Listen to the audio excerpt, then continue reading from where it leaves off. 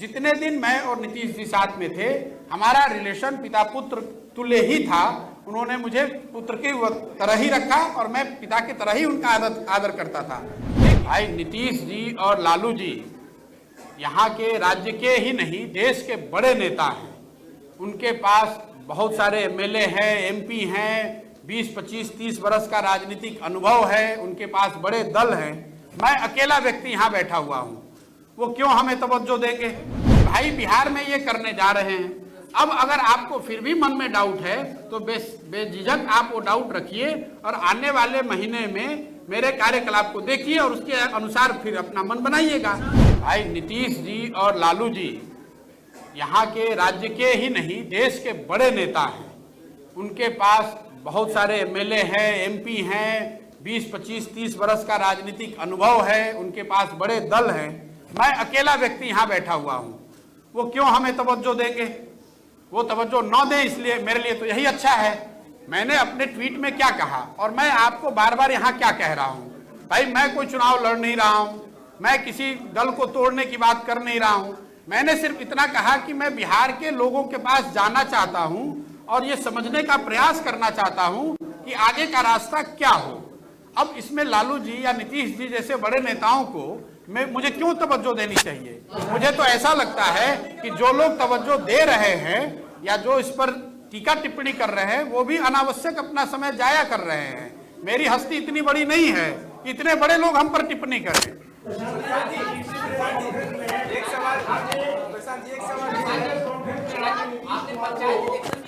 पंचायत और प्रखंड तक जाने की बात की थी और कह दे कि इतना मुखिया खड़ा करेंगे और ये करेंगे वो करेंगे, मगर फिर से किसी पार्टी से आपको आया ऑफर तो आप बंगाल चले गए और अलग अलग उत्तर प्रदेश और अलग अलग स्टेट में चले गए, तो फिर से आप चले जाएंगे प्रचार कर लें। मेरे भाई, जितनी बार आप एक ही सवाल को अगर घुमाकर पूछेंगे तो आंसर तो मैं वही दूंगा।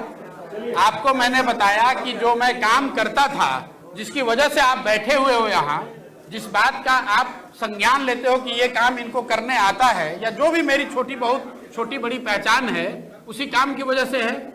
उस काम को 1 साल पहले नहीं करना है, ऐसी घोषणा मैंने कर दी।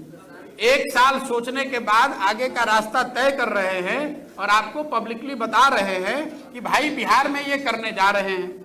अब अगर आपको फिर भी मन में डाउट है तो बेझिझक आप वो डाउट रखिए और आने वाले महीने में मेरे कार्यकलाप को देखिए और उसके अनुसार फिर अपना मन बनाइएगा।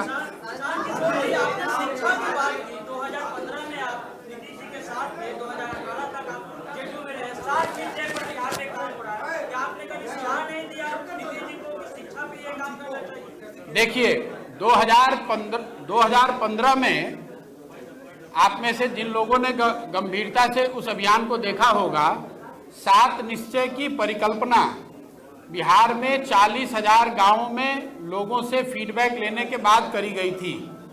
लेकिन उसको इम्प्लीमेंट करने की जो जिम्मेवारी है वो साहब जो सरकार है उनकी है। मैं सरकार में तो कभी शामिल रहा नहीं हूँ। आपने भाई, मैं जेडीयू में 2000 बिल्कुल ठीक बात है। तो माननीय मुख्यमंत्री जी जब आते हैं और उनके मंत्रीगण और नेता आते हैं तो उनसे तो आप ये सवाल करना चाहिए आपको कि साहब 7 निश्चय पर आपने 2015 में जो प्रॉमिस किया था उस पर आपने क्या किया? उस पर सरकार व्हाइट पेपर जारी करे, उस पर बताए कि कितने स्टूडेंट्स को स्टूडेंट क्रेडिट कार्ड मिल रहा है, उसमें बताएं कि कितने बेरोजगार लोगों को बेरोजगारी भत्ता मिल रहा है। 7 निश्चय के लिए आप मुझे क्यों अकाउंटेबल ठहरा रहे हैं? मैंने तो अपनी कोशिश ये की कि उस समय जितनी शक्ति बुद्धि मेरे पास थी, लोगों से बात करके 7 पॉइंट प्रोग्राम बनाने को उनका एजेंडा बनाया। अब उस एजेंडे को इम्प्लीमेंट करने की जिम्मेवारी सरकार के बजाय मेरे कैसी हो गई, ये आप बता दो।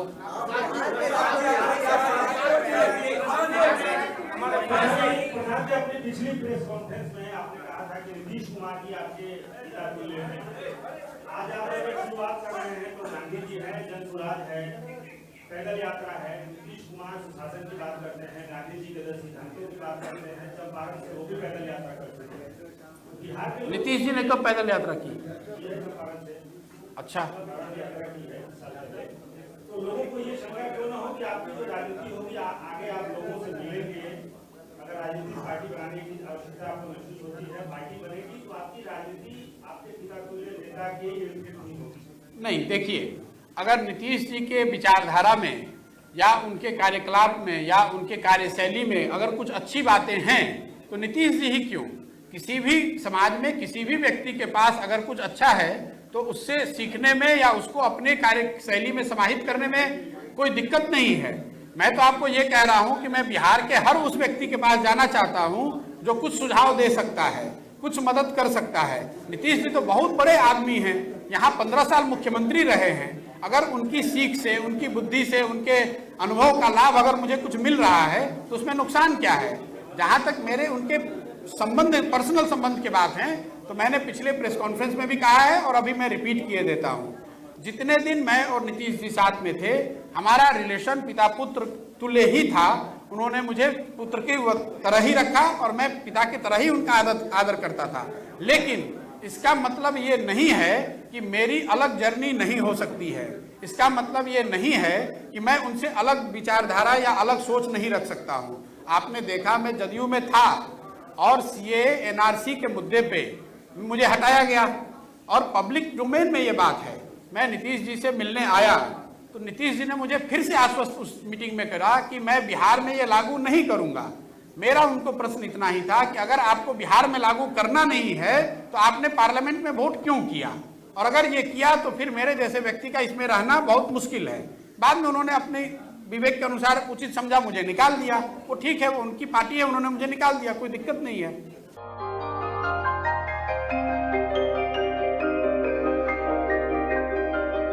इस कोविड पेंडेमिक में सब ये शहर छोड़कर अपने शहर, अपने घर चले गए। हम लोगों का अपना शहर तो है, लेकिन वहाँ अपना घर नहीं। अगर सिचुएशन और खराब होता चला गया तो हम जाएंगे कहाँ? अरे ये प्रॉब्लम तो हर शहर में है, लेकिन हाँ, अपने शहर में भी अपना घर तो होना ही चाहिए। होना चाहिए तो कहाँ है अपना घर? ये है ना, ई होम्स पैनोरमा, पूर्णिया में, अपने शहर में अपना घर। पूर्णिया में पैनोरमा ग्रुप लेकर आए हैं ई होम्स पैनोरमा। बड़ा घर, आलीशान जिंदगी और अत्याधुनिक सुविधाओं के संग। E homes panorama, luxurious lifestyle redefined.